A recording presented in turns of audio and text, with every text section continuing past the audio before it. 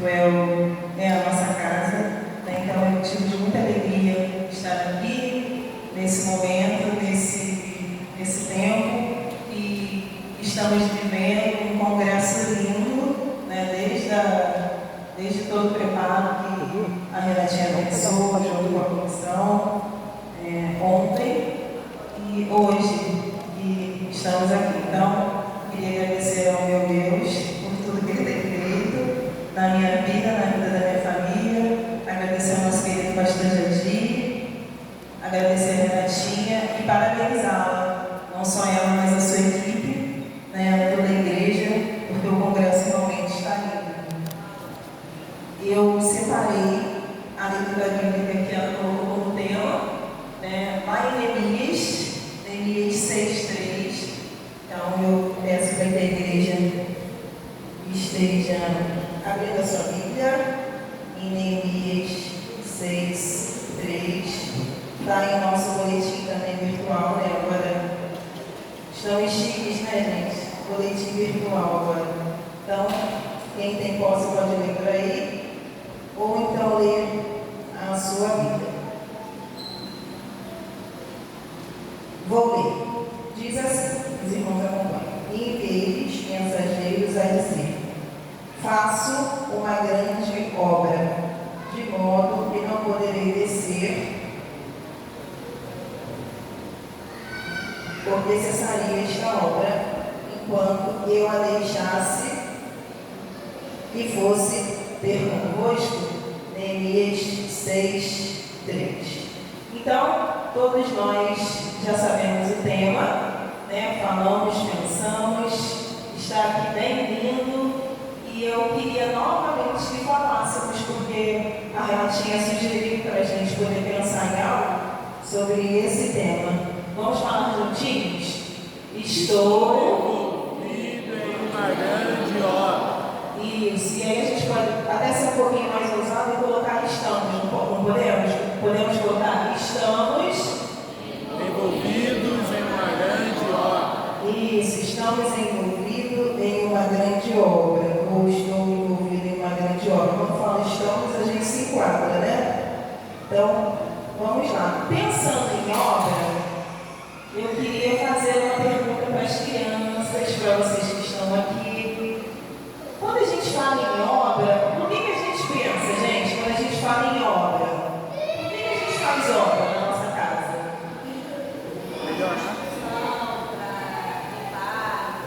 Para reparo, a tia já falou. Tem alguma criança que pode me responder por que a gente faz obra? Não tem criança aqui. Por que então a gente faz obra? Para melhorar a nossa casa, para mexer em algo, para modificar algo, para poder tirar algo do lugar e reverter isso a outro lugar, para tirar algo ou colocar algo. Mas a obra, em suma, fechando, assim, sintetizando, é para a gente melhorar, certo? Quando a gente quer fazer uma obra, Neemias já falar que é uma grande obra. Quando a gente faz obra, a gente pensa em melhoramento, certo? Amém? A gente não pensa assim: quero fazer uma obra porque eu quero melhorar minha casa, quero fazer uma obra porque eu quero melhorar a igreja, quero fazer uma obra porque eu quero melhorar a empresa. É sempre assim, né? Pensando em algo para melhorar. E aí, quando a gente pensa em obra, nós precisamos de um construtor, não é isso? Elas colocaram aqui bem lindo, né? Temos um construtor aqui, não é esse o construtor? Então, quando a gente pensa em obra, a gente pensa em um construtor. E eu queria ajuda, queria um voluntário. Você pode ser, mas acho que você não vai conseguir fazer o que a tia Fran quer. Mary James, chega aqui para a tia Fran. Só para falar aqui uma coisa para a tia Fran. Quando a gente faz uma grande obra, a gente precisa de um construtor, não é isso, gente? E se essa obra é a nossa vida, vem cá, gente. Quem que manda na nossa vida? Começa com a letra J e termina com a letra S. Quem você acha que manda na nossa vida? Começando com a letra J e terminando com a letra S? Gente, quem? Jesus. Então, olha só, você vai fazer uma coisa aqui para a tia Fran. Você sabe ler já? O que está escrito aqui? Jesus. Então, Jesus é o construtor da nossa grande obra, não é isso? Então, vê se você consegue colar ele aqui, para eles poderem saber. Porque a igreja não sabe, não é isso? A igreja não sabe que Jesus é o construtor da nossa grande obra. Aqui, bota aqui no dança. Será que dá para apertar? Vocês estão conseguindo ver? Sim, então o que está escrito ali?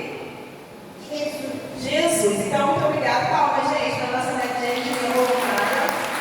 Então, a gente precisa, para a gente fazer uma grande obra, como ele mesmo colocou, a gente precisa de um grande construtor, que eu já usei aqui da Renatinha, que é Jesus. Por quê? Porque só ele, só Jesus, é capaz de fazer toda essa mudança na nossa vida, não é isso? Só ele que pode tirar o que não está bom, colocar o que não está muito legal. Só ele pode mudar tudo. Por exemplo, tem um monte de coisas nas nossas vidas que quando a gente era pequeno, a gente fazia errado. Quando Jesus entrou, a gente não faz mais, não é isso? Deixa eu ver outro voluntário aqui. Aquela mocinha que está lá atrás, com os cachos bonitos, perto de Moisés.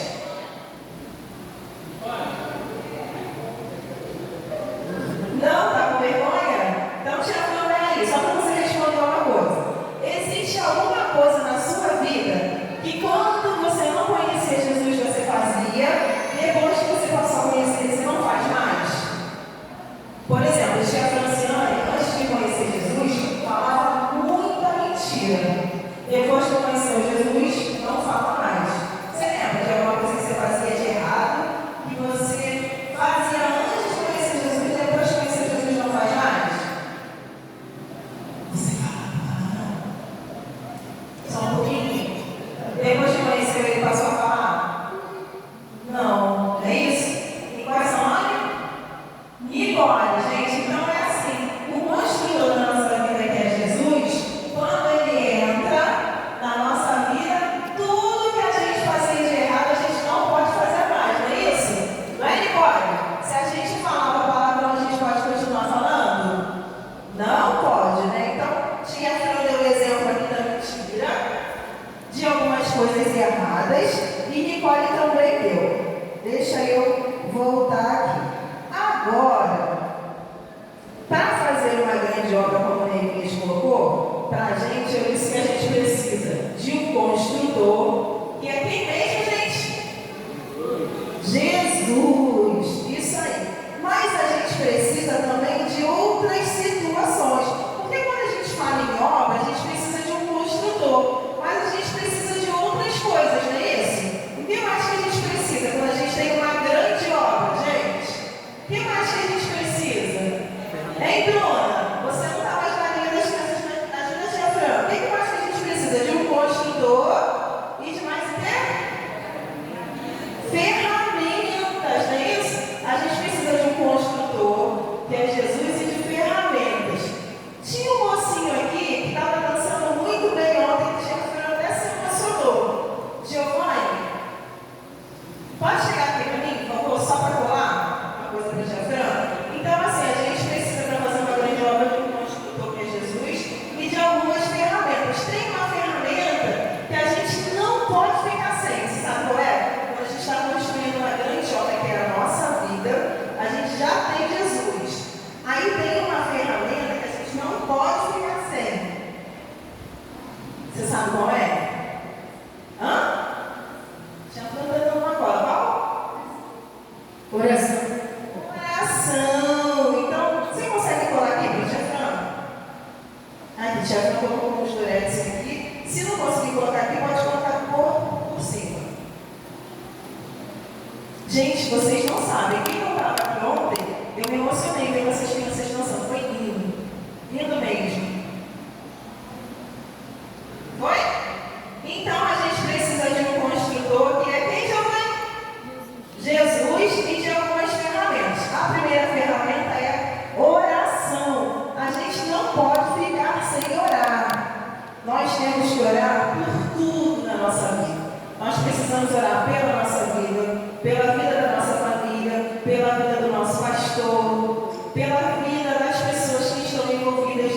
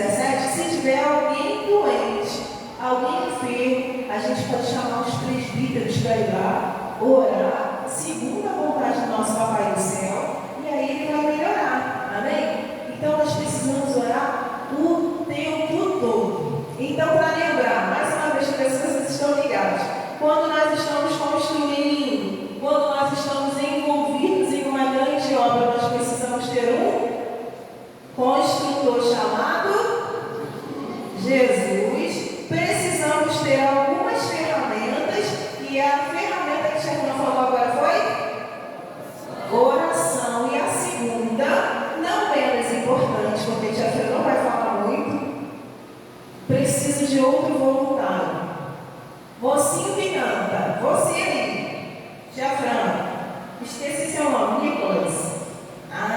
Já foi falando velha, depois a gente já foi esquece. Qual será a outra ferramenta, Nicolas, que a gente precisa para poder fazer uma grande obra perfeita? Vem cá, Tiago vai te dar uma colinha. Você já está lendo? Você é muito inteligente. Gente, vamos para ele, que já está lendo. Nós temos crianças inteligentes. Então, olha só, para a gente construir uma grande obra, a gente precisa de um construtor. A gente colocou aqui, ó, Jesus. Giovanni colocou ali que a gente precisa também de ferramenta, que é a oração. E tem uma outra ferramenta que a gente precisa para fazer uma grande obra. Qual é? Qual é? Leitura bíblica, vocês concordam? Sim? Então vamos aqui, meninas, que já falou.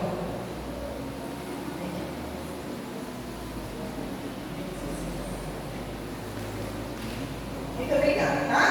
Então a gente precisa orar e também ler a palavra do Senhor. Por que a gente precisa ler a palavra do Senhor? A Bíblia diz, olha isso, a Bíblia diz que nós precisamos meditar nela de dia e de noite.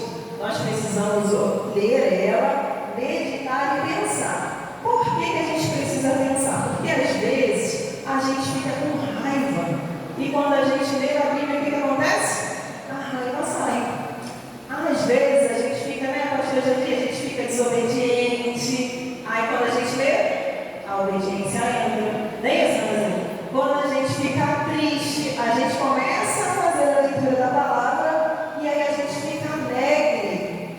Às vezes a gente não quer dar amor para o outro. Quando a gente vai lá e faz a leitura da Bíblia, a gente vê o amor que Jesus deu pela gente, a gente vai lá e dá um amor para o outro. Então a gente precisa ler muito a palavra do Senhor.